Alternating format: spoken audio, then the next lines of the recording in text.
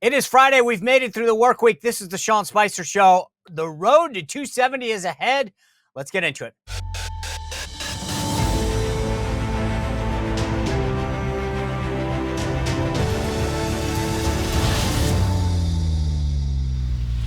All right, guys, the road to 270 is on its way. Let's go state by state, see how we're doing. Where is Donald Trump? What are the paths to get back into the White House?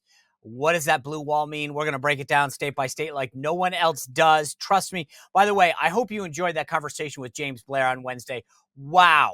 Everybody shared that thing. I've seen it everywhere because no one else does politics like we do. No one else had a deep dive like that. The questions that I got out of it, the ground game and everything that was happening was unbelievable. I enjoyed that. I hope you do too. If you look at the numbers, apparently a lot of people did. And we've got a great week headed your way next week, by the way. Robert Cahaly of Trafalgar, he's going to be here Monday.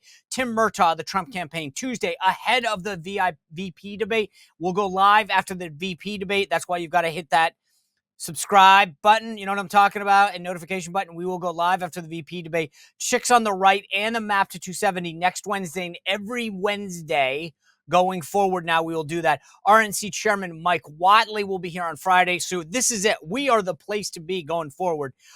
Lastly, one quick thing before we get into it on the road to 270. Just a reminder, you heard Ned Ryan earlier this week. We started voting in Virginia early. It's about $12 right now to go after a voter early. It gets up to $100. You're saving the campaign money. That's what Ned Ryan said. James Blair echoed that the other day, just as a reminder to we do that. Before we get into it, I want to tell you about two of the great sponsors that we have here. First of all, we've mentioned before, the IRS. They are coming after folks. I mean, there's 50,000 new agents. They're coming after people. I know that's horrible. That's why we got to win in this election. But until then, if you get a pay up notice, that's what they're called, because they think either personally or some business that you're affiliated owes money, and they don't care. It could be 5,000. It could be 10,000. It could be $1 million. It could be 50 million. They don't care because they've got all the resources of the federal government behind them. They will come after you. They will go through your life. I don't mean to be a downer about this, but that's reality.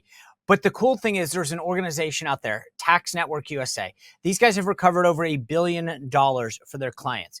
They are experts at what they do. This is their wheelhouse, folks. So if you get a letter, here's my recommendation. Call the folks at Tax Network, 1-800-245-6000, or you can go to tnusa.com. Sean Spicer, full name, tnusa.com/Sean Spicer.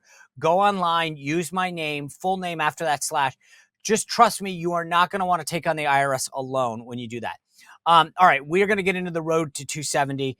A lot of unexpected twists and turns coming, and I want to tell you real quickly about what could happen. I mean, think about the weather that we're seeing now off that Florida coast and going up the East Coast, the hurricane.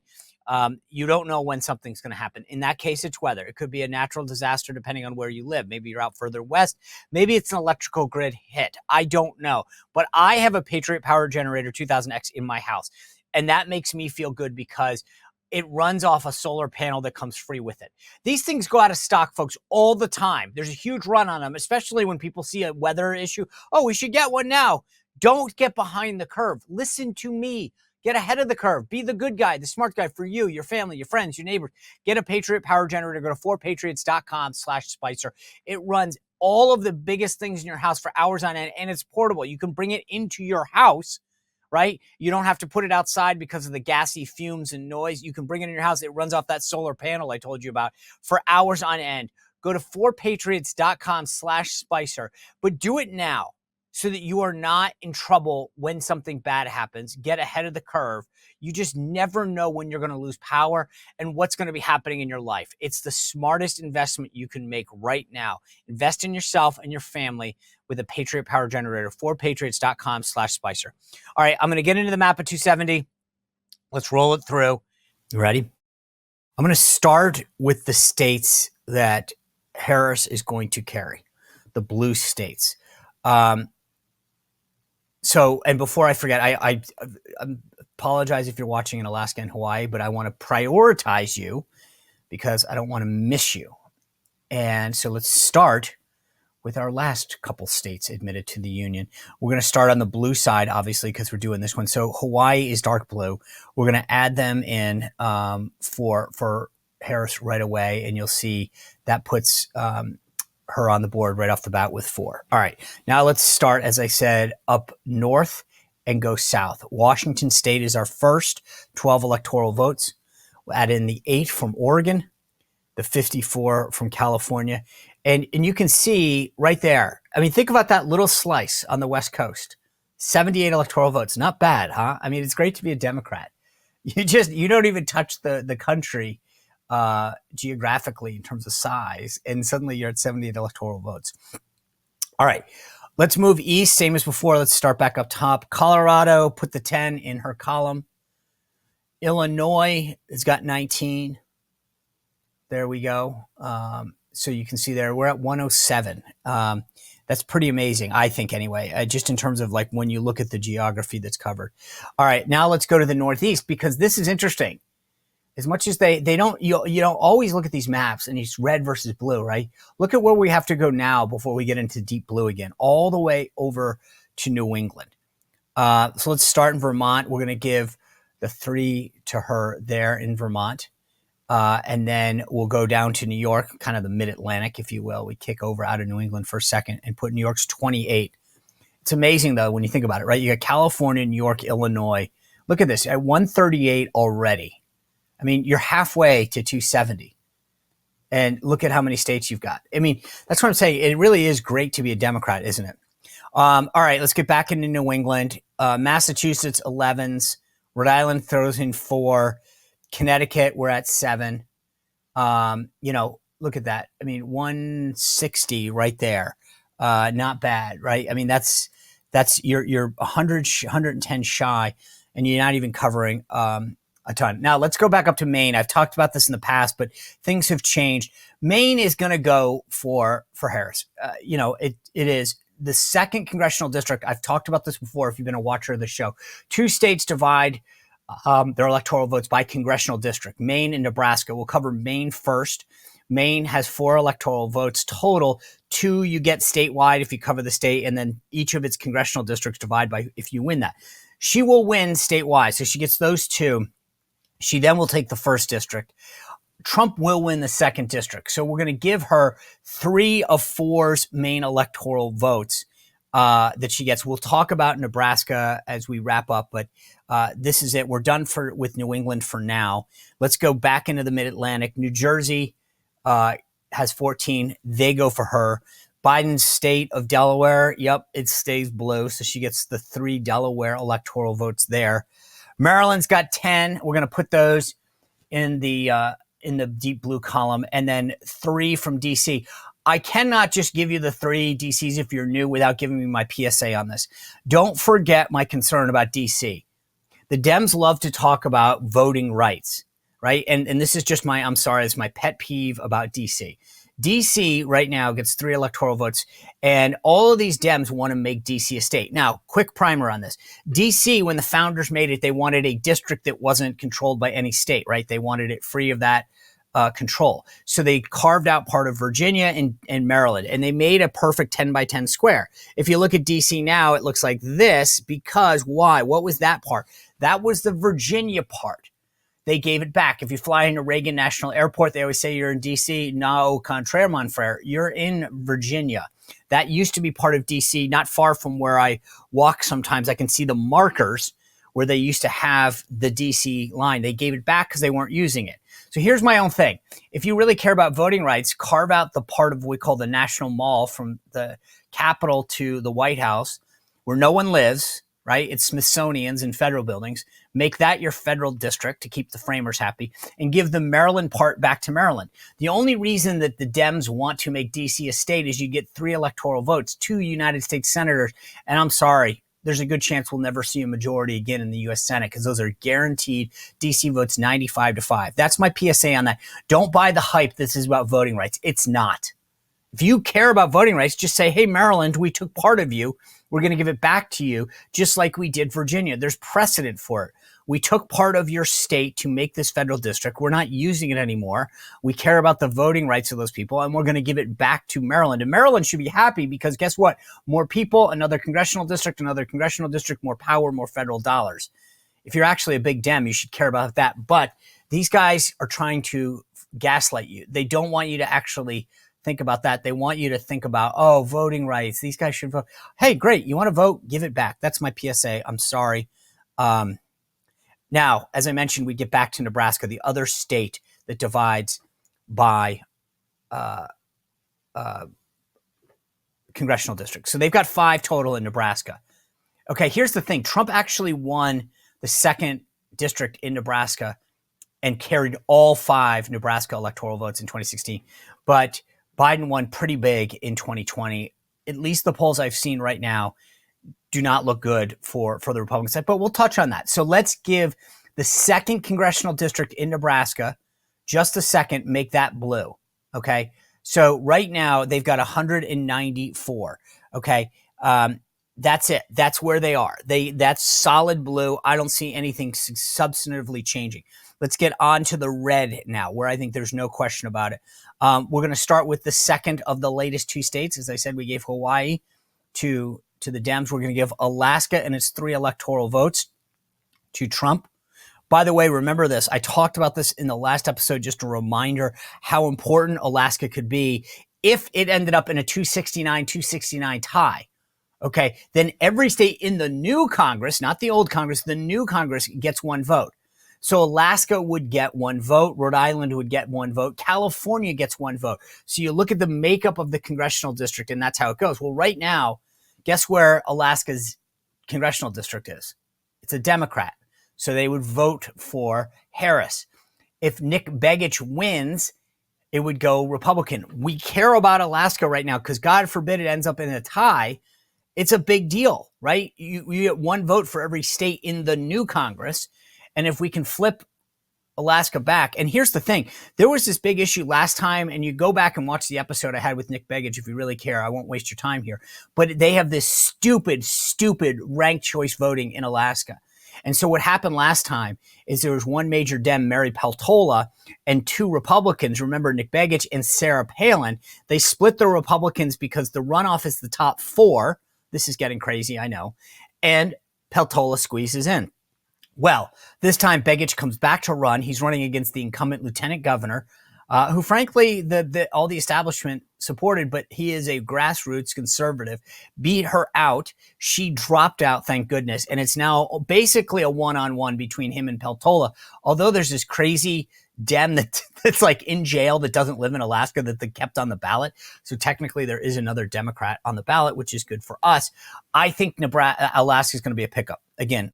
All right, I hate to interrupt this conversation, but I want to tell you about a good friend and a great guy, Leo Grillo. We've had a lot of discussion about animals in the last couple of weeks, eating animals. This guy, though, quite the opposite. He saves animals. He rescues them. Abandoned, malnutrition, abused animals, dogs, cats, horses, it doesn't matter. Leo Grillo founded Delta Rescue to be a no-kill sanctuary for life. Okay, 2 key words there. Sanctuary, right? And actually it's for life. That's 3 words. But the bottom line is it's not a shelter. It's a no-kill sanctuary for life. Leo takes these animals across the spectrum and make sure that they get the veterinary care, the nutritional care for life that they need. And when you go on to deltarescue.org, you can see what I'm talking about, the evolution, how this sanctuary has grown and how many it helps. And if you're an animal lover or an animal rescuer, you're going to want to do what you can to support Leo. Go to deltarescue.org. See if you can make a contribution because there's no government funding. It's all Leo Grillo and people who buy into the great work that he does and the help that he provides. Go to deltarescue.org. Think about a contribution. But more importantly, you'll see a tab up there that says estate planning. Please think about making Delta Rescue and the work that Leo has done an enduring one that'll go on for generations. Download it. Just check it out. Go do me a favor. Just go to deltarescue.org right now. Download that thing and pray on it. Think about it if it's right for you, if it's part of your legacy. Thanks a lot. Now back to the road to 27. Let's just get back to the map for a second. All right. So let's go northwest down. Montana put those 4 in the Trump's basket. Idaho's got 4. We're going to give those solid red. Wyoming's 3. Solid red.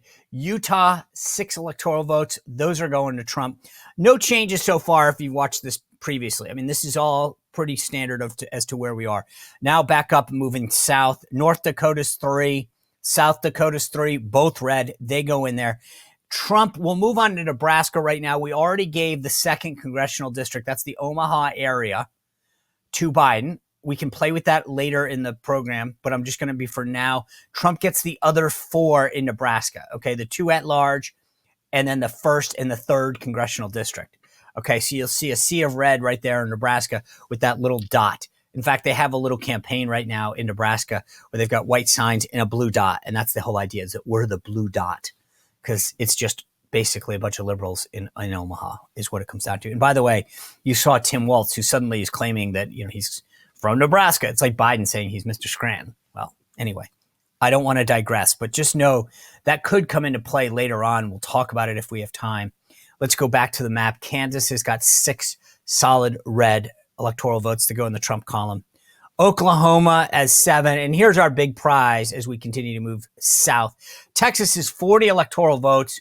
They go there. By the way, keeping an eye on that Texas race, Ted Cruz has got a decent-sized lead, but the Dems are really trying to make a push there with Colin Allred, a current congressman.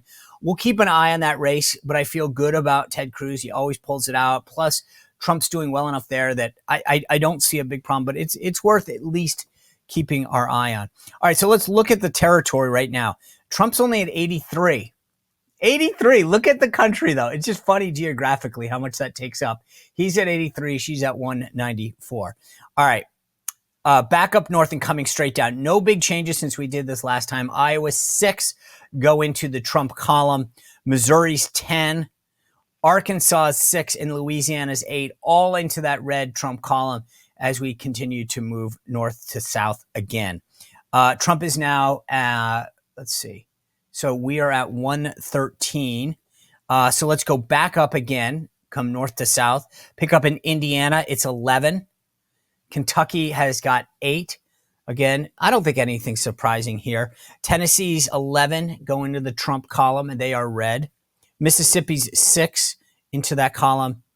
And Alabama's 9 go into the column. Okay. Trump is now at 158. Good. My math checks out. 158, 194, and we're going to continue to move on. Back up north, moving south across the country, west to east. Ohio, 17 electoral votes.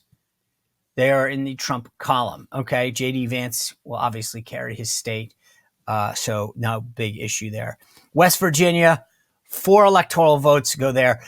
Quick note, West Virginia, this is where Joe Manchin, as a senator, is not seeking re-election. Jim Justice, the current Republican governor, running for the Senate. It's not even a race. The key thing that's important here is this will be a pickup for Republicans. It's currently a Democrat, Manchin. It'll go to Jim Justice, the current governor, running to replace him. That gets us basically to a tie in the Senate, 50-50. Then it would be the vice president's job of whichever party wins to break ties and help control the Senate as it organizes. So keep that in mind as we go forward, because this is going to be big. Right now, the big seat Republicans are looking at is Montana, where Tim Sheehy is taking on John Tester. We've talked about this race before. We've had Sheehy on. The Dems are really starting to sour on this race.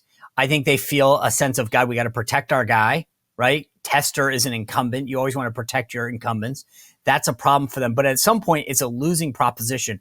And poll after poll shows Tester behind. I would expect sometime soon them to pull out of Montana and reallocate the resources. But God bless them if they want to keep pumping money into a losing cause. That seat gets us the Republican. That's a 51-49. It allows Republicans to be chairman, to organize everything. This is super important, not just for those purposes, but for investigative purposes. It gets Ron Johnson a gavel back, by the way. Yes, we like that. Number 2, it's going to hugely help Trump not only get his agenda through, but his nominees through. At the very least, you got a 51-49. That's important. All right. I got Ohio. West Virginia's 4. South Carolina's 9. And Florida's 30. Let's get those on the board. So you see that the Florida now puts Trump ahead. For the first time here, as we've moved across the map, Trump is now ahead, 218, 194. Let's go back up to Maine real quick, because we talked about that 2nd congressional district in Maine. We're going to shade that one red. Trump has won that one twice. I expect him to win it again. Austin Terrio, the NASCAR driver, is a big NRCC recruit running in that district, current state legislator. So this is garnering a lot. It's sort of like the equivalent of the Nebraska thing. Look at their little dot there, because you can see that one little dot, for in Maine. So anyway, that's where things stand right now. 219, 194 with 125 outstanding. All right. This is where we get down to brass tacks, folks. This is where it gets good. I want to stay in New England since I'm already in Maine. I had been hopeful for New Hampshire. I really had. Latest poll there has Trump down 51-43 to Harris. And she is, there's not a poll that shows it close right now. For now, I'm going to put the 4 electoral votes of New Hampshire in a blue, solid blue category for him. Trump, at least the sources that I'm saying, is pushing the resources out of New Hampshire that they had there. If you're not advertising, you're not putting people there, I don't see how you can rightfully claim that you're making a legitimate claim to that state. So things could change. Trump only lost New Hampshire by 2 points in 2016. He lost by 7 last time. And again, I don't see another poll right now publicly. Although I will say this, the gubernatorial race right now, Kelly Ayotte, former senator, running to replace John Sununu, the current governor who said he's not seeking another term. There's some stuff that could help there. But I'm just saying right now, for the sake of this, I'm going to give those 4 electoral votes. Virginia, this kills me. We were close. And I think there's still a possibility, but I got to be honest. Again, last time we won was 2004. I was an elector. I voted for the last Republican president, went down to Richmond, cast my vote. I'd love to see it happen again. It's one title I want to give up. I hope I'm wrong. I just don't see it. Last time Trump lost Virginia by 10 points. The latest poll has Harris up 51-43. And the latest Virginia Commonwealth University poll has her up 8. This is all very similar to where the last cycle was. So yes, between, we've got the Washington Post poll at 8, but she's also over 50%. That's a big deal. So again, if you live in Virginia, I do. Look, I'd love to be wrong on this. Okay. I'd love to cast that vote. But for now, we're putting that in the Democratic column. Let's go back up north, west a little to Minnesota. 10 electoral votes at stake there. One poll has her up 10. Wallace is obviously the sitting governor. Trump team not really making a big play in Minnesota. I think things obviously shifted enormously. One, with Biden getting pushed out. And secondly, with Walz getting on the ticket. I mean, again, if you live in Minnesota and you want to tell me I'm wrong on this, let me know. But I don't see any evidence of either campaign contesting Minnesota. So I'm going to take the Minnesota 10 electoral votes. I'm going to make those solid blue and put those in the Democratic column. All right, let's just pause for a second and take a look where we are. 221, 219. Right? This is pretty darn close, isn't it? Let me move on to Mexico, New Mexico rather. Slip of the tongue.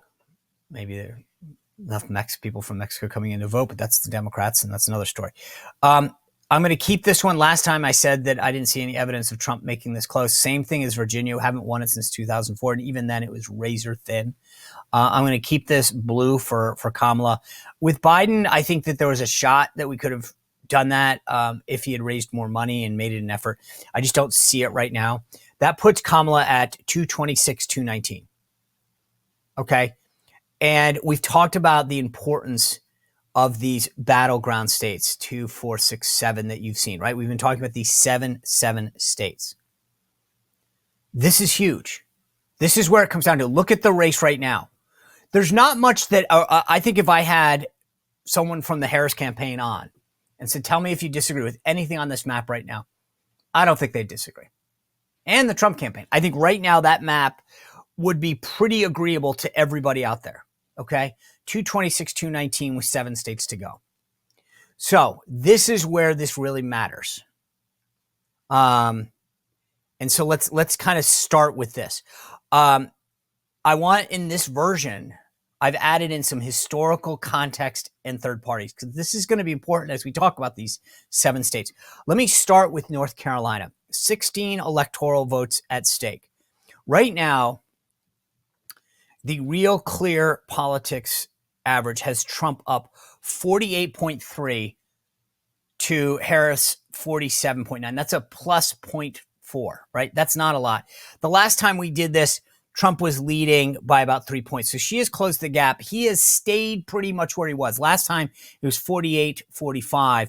He's at 48.3. So a little movement plus, but she's also plussed up about 2 points.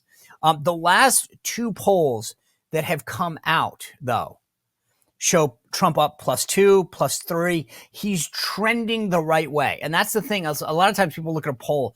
It's a snapshot in time. And in a race, right? So it's like a car. If 2 cars are going down the highway and you take a picture and it looks like that, that tells you they're even. But if this car is going 100 and this car is going 20, it doesn't give you that context.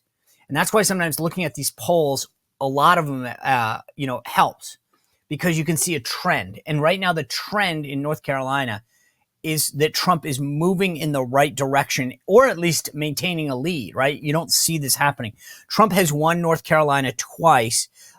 Team Harris is really bullish on North Carolina because they look at some of the data about who's been moving in there, and they think that Lieutenant Governor Mark Robinson, the Republican nominee for governor, is flawed. Trump, as I said, won both in 2016.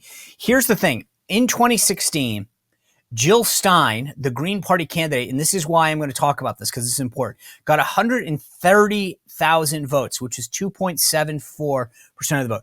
Trump won the state with 3.6% of the vote, 173,000. So 50,000, more than Stein got. Not so decisive, but that's still close. In 2020, though, here's the thing. This is important. Remember, 2016, Jill Stein gets 130,000 votes. She's not the Green Party nominee in 2020. They only get 12,000 votes, 0.22% of the vote. Trump won that time by 74,000 votes. So having her there as the Green Party nominee, and this is what I want you to pay attention to in all of these states, is important. Now, she's back. She's back on the North Carolina ballot. And by the way, just as a side note, RFK is still on. I think he's going to be off the North Carolina ballot, but we'll keep an eye on there.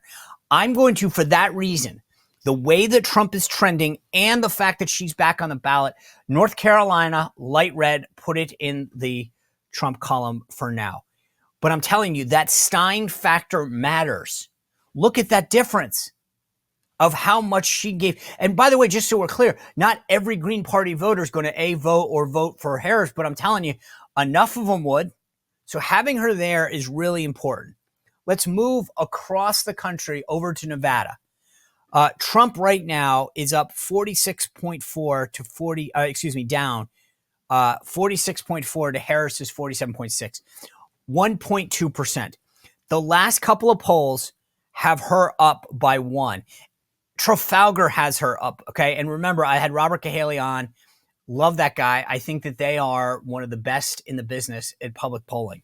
And that being said, this is going to be interesting because Trump's no tax on tips, his overtime, no tax on overtime pay, is going to be important to this whole thing. And so I think that this is going to be a big deal. Let's run through the data on this for just a second. In 2016, Clinton won Nevada by 2.42%. She won the state by 27,202 votes.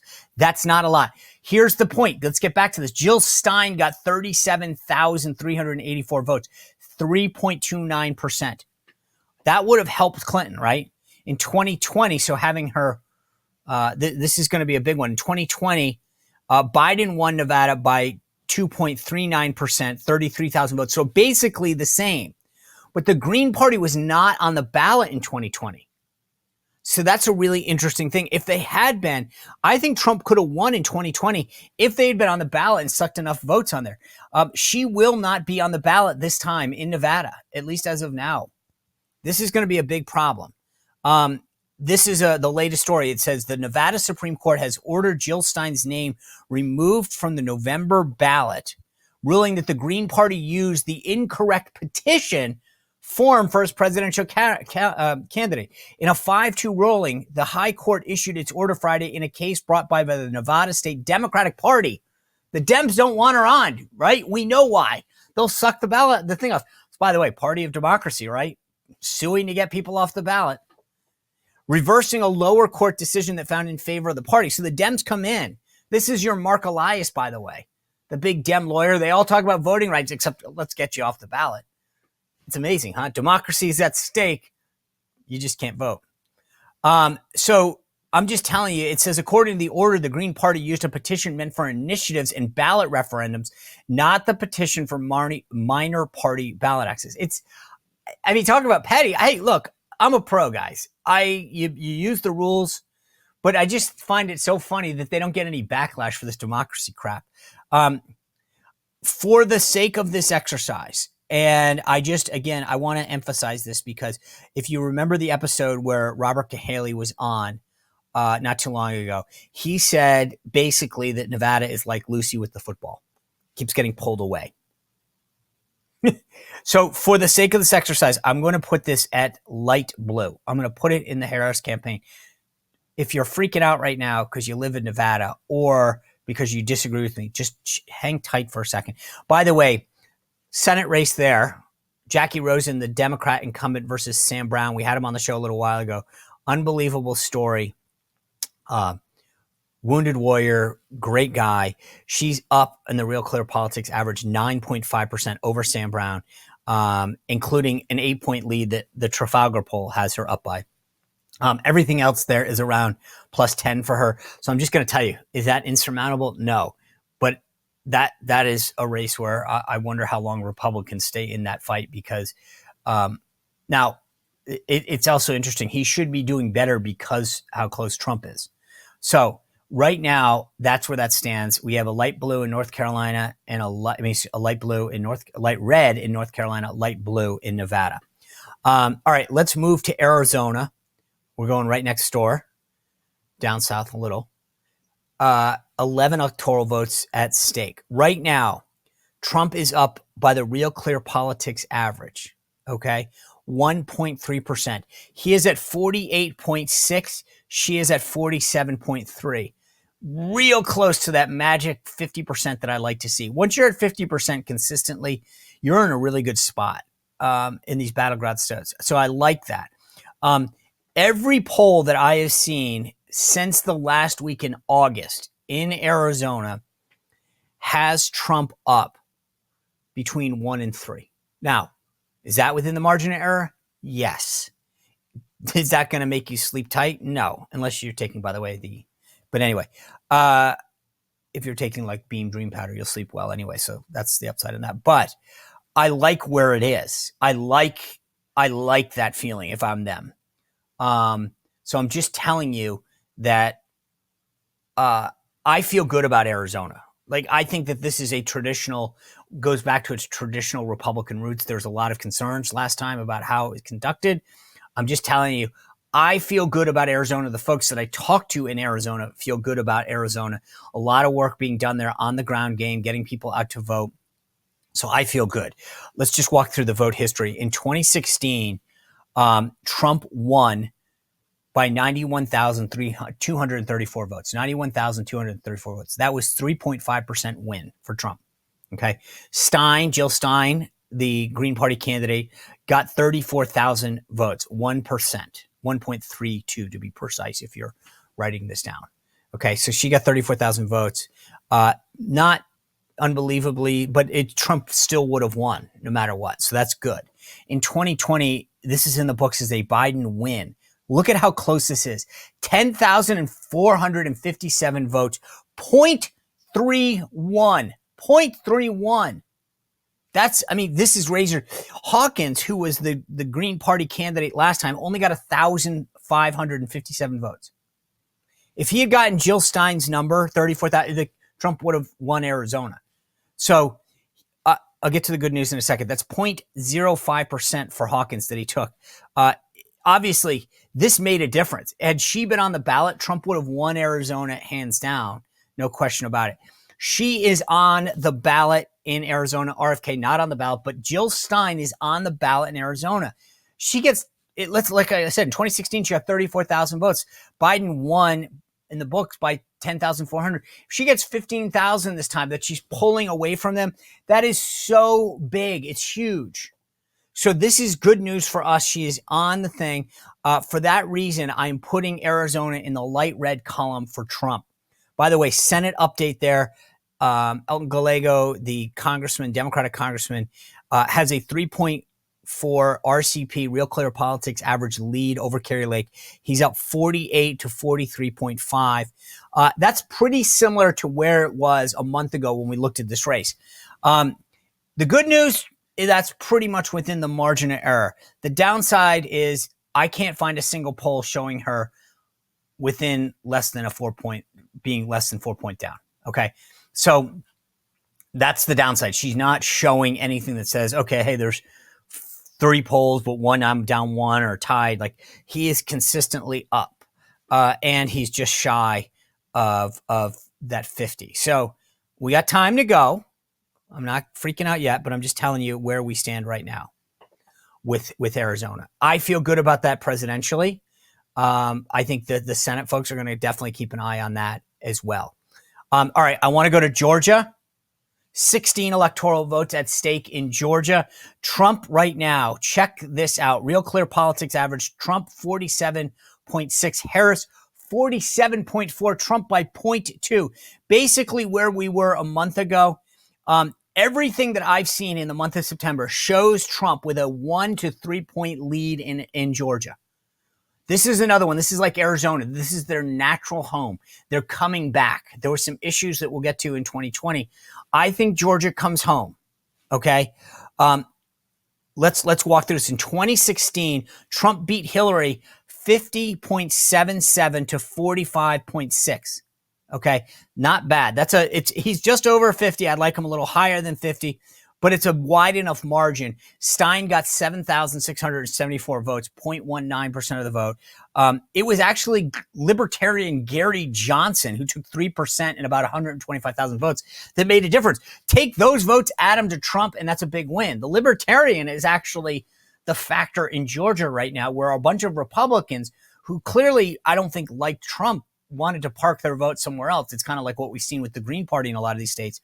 So keep an eye on that. In 2020, Biden is in the books, is winning Georgia by 0.23, 11,779 votes. The Libertarian, by the way, got 62,000 that time, Jorgensen. And the Greens still about 1,000.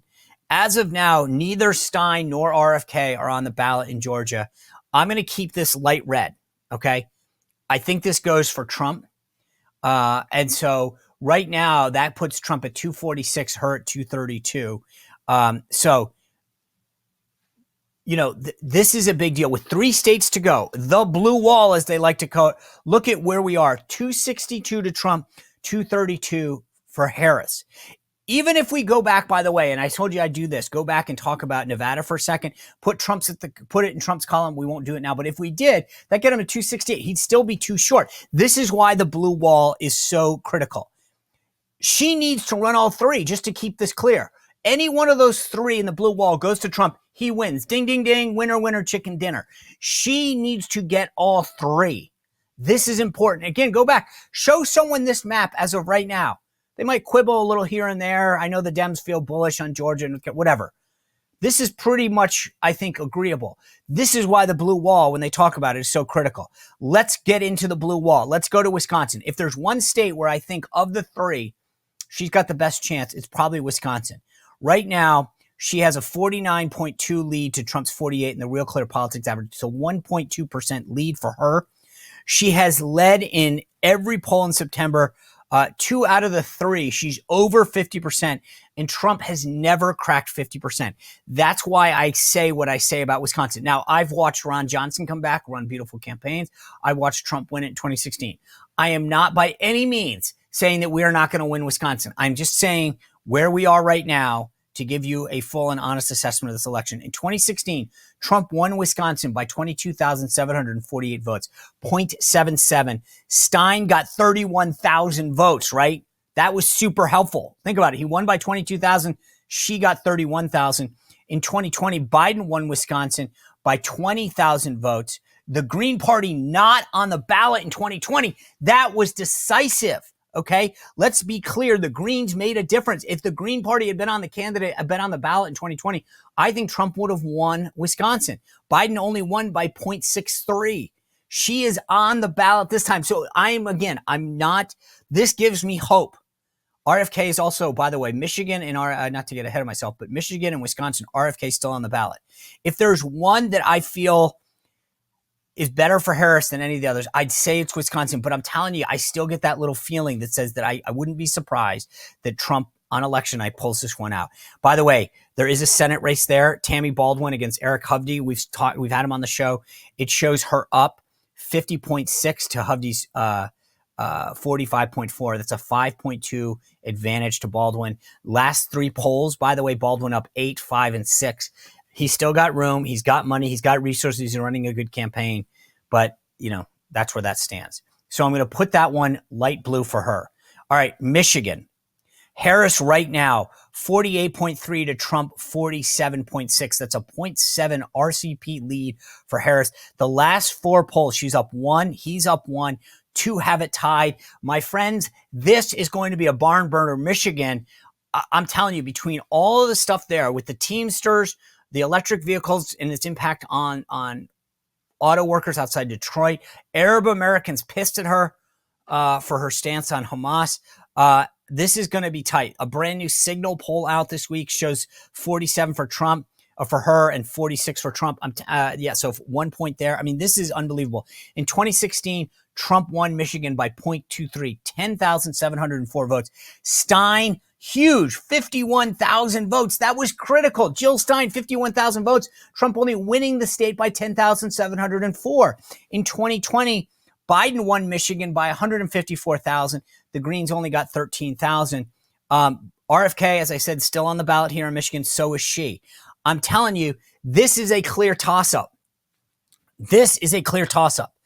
In the Senate race there, by the way, Elise Slotkin is up 47.5 to Mike Rogers, former congressman from Michigan, former chairman of the Intelligence Committee. He's got 42.5. That's a 5-point lead.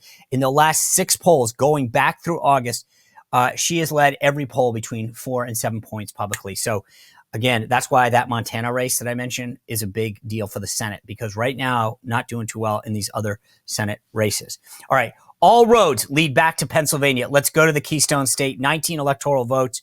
Real clear politics. Trump 48, Harris 47.8. That's a 0.2 advantage for Trump. The last 6 polls, Trump up 2, Harris up 3, and 3 ties. You cannot get closer than this.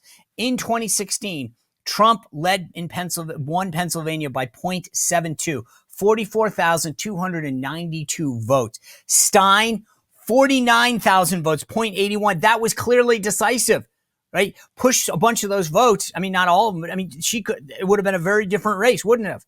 She's clearly important there. In 2020, Biden won Pennsylvania by 1.6, 85,000 votes. And the Green Party, without her as the nominee, only got 1,282 votes. This is a big deal. She is on the ballot again in Pennsylvania. This is going to be crucial. Based on the polls that I'm seeing, the people that I'm talking to, I think Pennsylvania ends up going for Trump and decisive. So I'm just telling you, in the Senate race, by the way, Casey is currently up over Dave McCormick, who's running amazing ads, a fantastic textbook campaign. Casey 47.3 to McCormick's 43.8. That puts him up 3.5. He's been up consistently about 3.5, but McCormick's got a great team, great ads. I think that if Trump wins, McCormick wins. So I want to show you this real quick. Let's go, because I didn't shade Michigan. Shade it blue for me for a second, light blue. And let's just show you what happens. Look at this. If Michigan goes that way, this is it. It all comes down to Pennsylvania. You put Pennsylvania in the Harris column, she wins, right? You put that into the Harris wins, Pennsylvania, 276. If you put Pennsylvania into the Trump column, he wins with 281. Pennsylvania is going to be critical. And by the way, one quick note. And I just want to be clear, if Trump picks off any of those 3, by the way, he wins. He doesn't have to do Pennsylvania. If he picks off Michigan or Wisconsin, it's a win either way. But I think it's going to come down to Pennsylvania. So this is huge. Real quick, go back a second. Give that Nevada 6 and keep PA with Harris. Just play this real quick for me. If you take Pennsylvania, put it in the Harris column, and switch Nevada to Trump. Okay, what does that get us right now? 270 for her, 268. Why does that matter? Go back to what we talked about, that 2nd congressional district in Nebraska. You switch that, you're back to the 269 tie. This is huge. I mean, look at these scenarios, folks. Unbelievable how close this thing could come. But I'm telling you, the blue wall, there's a reason they call it the blue wall. Trump needs to have one crack and he wins. Don't let anyone kid you. Anyway, a lot that we just broke down right now. Thanks for sticking around with us. We're going to have a big week next week. All right, guys, great conversation. We'll have a lot more. As I said, Robert Cahaly on Monday. Michael Whatley, RNC chairman, later next week. 270 in the VP debate. We got it all covered. Have a great weekend. We'll see you back here on Monday. Well, if you enjoyed this content, make sure to like this video, subscribe, and click the notification bell to get more.